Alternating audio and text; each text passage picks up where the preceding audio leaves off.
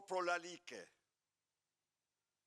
të Edi Ramës për Lubi Ballukun në fakt elegjin e ti për veten e ti dhe për Lubin.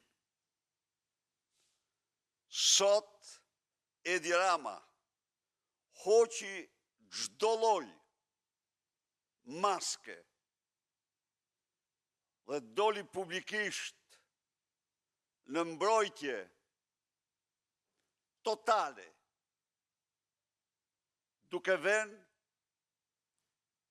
në peng kushtetutën e vendit, ligjet e vendit, ndarjet e pushtetit dhe procesin e integrimit evropian. Edi Rama ju tha shqiptarëve sot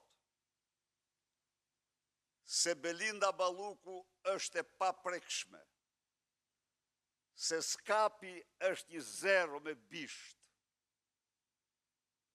se drejtësia nuk ekziston,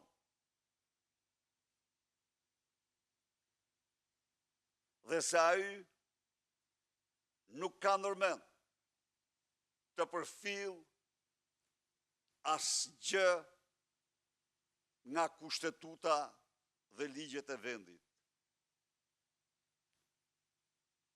Ai mbori në mbrojtje totale veten e tij, sepse de facto Lubia nuk ka qenë asgjë tjetër, veç se noterja apo regjistruesja e të gjitha vjedhjeve 25 vjeçare të këtij kryehajduti.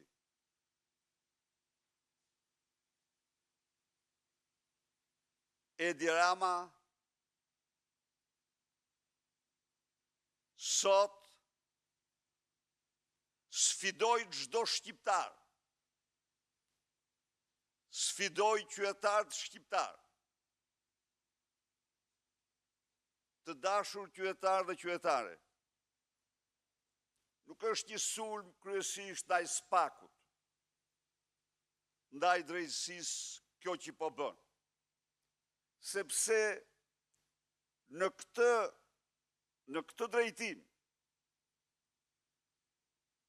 drejtësia po përfaqëson ju, po përfaqëson ligjin dhe interesat tuaja.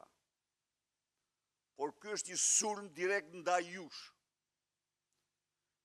ndaj dinjitetit tuaj, ndaj lirive tuaja. Ky është një sulm me të cilin Edi Rama ju thot ju se ai qëndron mbi ligjin, dhe se ai si një narkodiktator i vërtet vendos në këtë vend për gjithçka dhe për çdo gjë.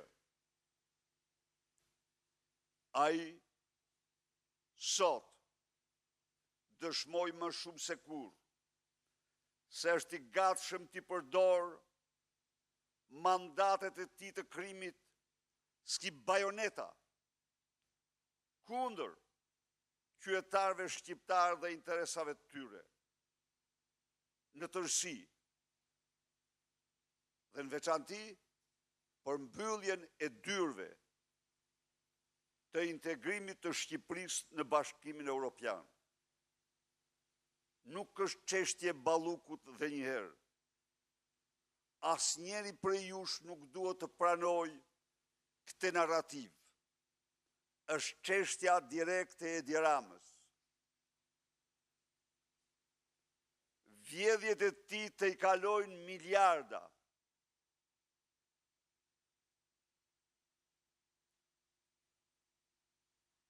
Edi Rama është i vetmi kryeministër në Europë që ka ndërtuar vilën me themele 57 metra të gjata dhe obor apo park 8300 metra.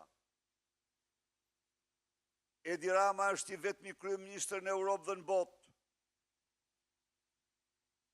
që ka firmën e tij të zezë mbi objekte publike me vlerë 130 milion euro, siç janë incineratori i Tiranës dhe nuk ekzistojnë.